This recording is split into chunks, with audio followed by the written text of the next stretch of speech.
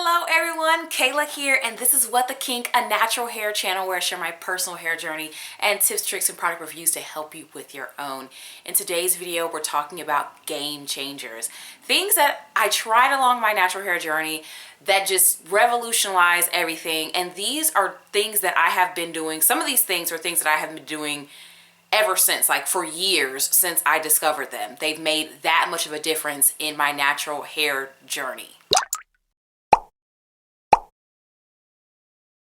Okay, the first thing I'm going to talk about is regularly clarifying my hair. And for some of y'all, that's going to be just like a duh type situation. But for me, it wasn't. There are times where I only co-wash my hair in my journey. There are times where I use like gentle shampoos only and never clarified. And what eventually happened in all those situations is that my hair became kind of gummy and like lazy, and just I couldn't get it to cooperate and do what it needed to do. And so it's important to regularly clarify. And so I have been regularly clarifying my hair, like typically once a month or so, for the last several years, and it has made a difference. If you feel like your hair is getting used to your products, it might be because you maybe need to clarify. It ain't that the hair getting used to the products. I don't really think that that's a thing. I've heard a lot of people say that that's not a thing. Yeah, so game changer, regularly clarifying. My second game changer also has to deal with shampooing, and that is getting into using multiple shampoos. Now this I've only been doing for like a year or so, but I used to use or try moisturizing shampoos, right? And there have been so many that I've tried over the years, and I'm like, this is absolute trash. I don't feel like my hair is getting clean. How dare they call this a shampoo? I just couldn't understand why anyone would want a shampoo that is so moisturizing and like almost conditioner feeling, right? Well, then I started to use a more cleansing shampoo, not a clarifier, just a shampoo that will strip the stuff up off your hair nice and good, but can be used weekly, and as my first lather, and then going in with those shampoos that I would have called trash as a second lather. And I'm telling you, it has changed up the whole game.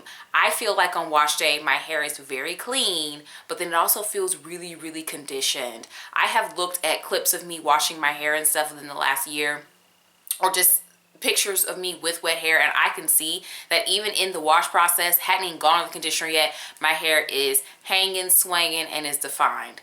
I also am able to work shed hairs out of my hair very well because of the conditioning nature of these shampoos that I'm using as a second lather.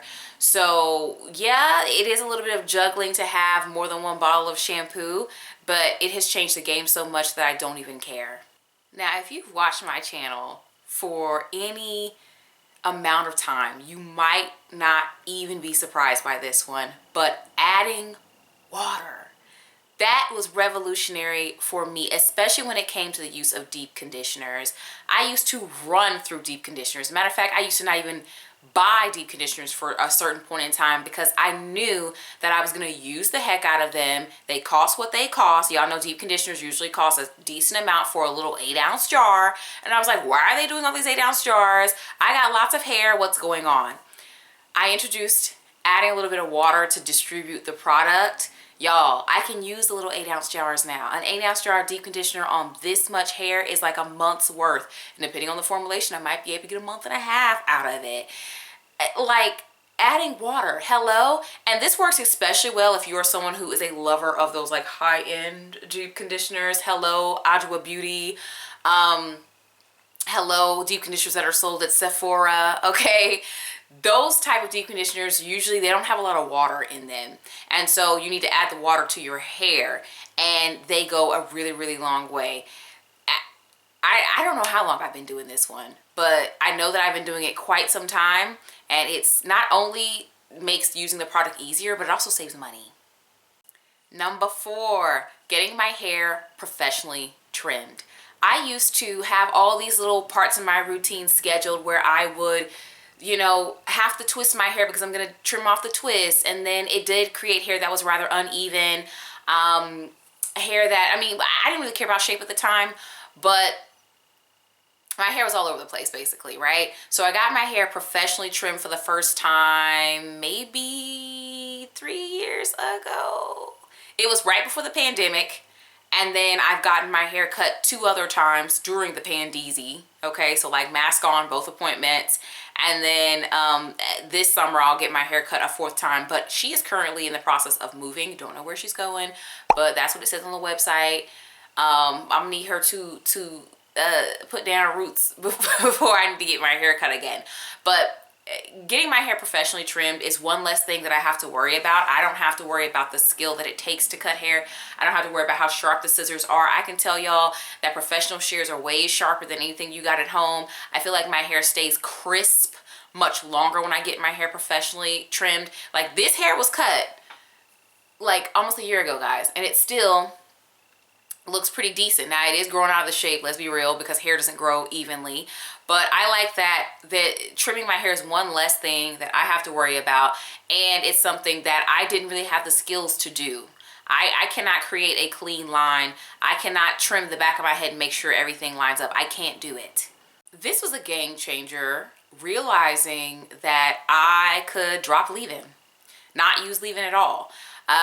Definitely not using leave-in opened up the door for more of the lighter to medium hold gels to actually work on my hair, to actually do something. Some of them, you need to apply them directly to the hair. They don't respond well to you incorporating a leave-in with them. I do still use leave-in, just not as often, and I don't feel the need. Like, I know that I don't have to. Like, my hair today doesn't have any leave-in on it at all. I did not use any conditioner other than the conditioner I use to brush through my hair, and then I rinsed that completely out and went in with the stylers that are on my hair. I also, if you see me with any hairstyle that's not a wash and go, so we're talking Bantu knot out, wave former, curl former, braid out, twist out, I probably didn't use any leave-in. Typically those hairstyles are one and done, one product and I'm done. And it's usually just a styler. So I don't tend to use leave-ins on those because I find that leave-ins tend to weaken the hold of those hairstyles. And I'm like creating a texture. I'm creating a false texture that I need to hold in place. And so not using a leave-in really helps with that. I have mentioned this time and time again in several videos, and I'm gonna mention it again because yes, it is that much of a game changer. And that is never putting my hair through a regular ponytail holder. I take the ponytail holder, okay, like this, and then I put one bobby pin over here, one bobby pin over here, so it's like a little bungee situation. And that's the only way that I put my hair in a ponytail. I'll pull my hair up, stick one pin in, go around, stick the other one in, and it holds. It's great for puffs, it's great for regular ponytails, it's great for anything. It has excellent hold, it's just the right amount of tension. It doesn't come undone. And then when I'm ready to take my hair down, all I do is just find the end of that bobby pin and just push it out, and then the whole thing just pops out. It is so much easier because I find that with the length and thickness of my hair, it's really hard to gather my hair. It's hard to pull it through. And then with the other methods of like doing puffs, like pulling ribbons and stuff, I don't enjoy doing that. I know they have like puff cuffs. They have the bungee cords. They have the little snappy things. They've changed their name. I can't think of it right now. They have those things, but why am I going to spend money on that when everybody has ponytail holders and bobby pins? Okay, this is something that even like when I'm traveling, I have those in my bag and I can easily pull my hair up. I don't ever have to. And then if I was somewhere where I didn't have those, Dollar Tree, $1.25 tree, I could find those things and easily put my natural hair up. It is the only way that I have been able to put my hair up for years. Years, I tell you. I feel like this one is a game changer for a lot of us in the last couple of years, but the double gel wash and go, baby. The double gel wash and go, okay? Shine, longevity, juiciness. I mean, the hair does what it needs to do with a double gel wash and go. That is, I think that's probably one of the more recent game changers on this list. I have not been doing it as long because that was the one part of my regimen that I had not changed, was like my wash and go. Like that was my the last frontier, honey. And I am here. I am on the double gel wash and go train. It is amazing. Listen, I know it doesn't make any sense. I know that it sounds like your hair is going to be dry, but I guarantee you, if done right, it will get you right. If you enjoyed this video, I got other ones for you, okay? There's a video here telling you things that I don't do to my hair. And then here's a video talking about what didn't help me grow my hair. You might be surprised by some of the things on that list. Subscribe. I post videos every week, and I will talk to you in the next one.